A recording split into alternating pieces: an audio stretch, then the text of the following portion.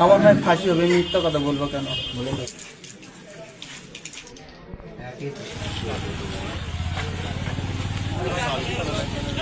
আমি ওই একটা ডিলারের ওখান থেকে কিনছি, ডিলার থেকে।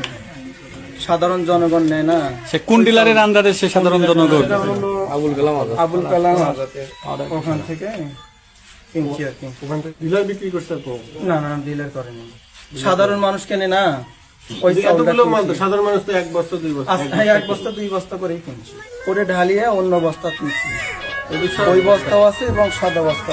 আমার ভাই ফাঁসি হবে, মিথ্যা কথা বলবো কেন?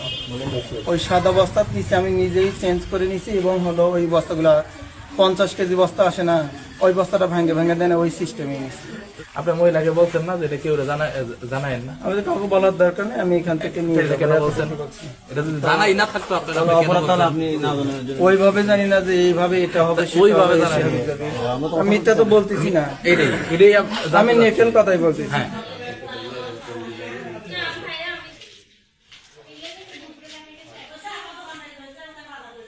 রান্না করে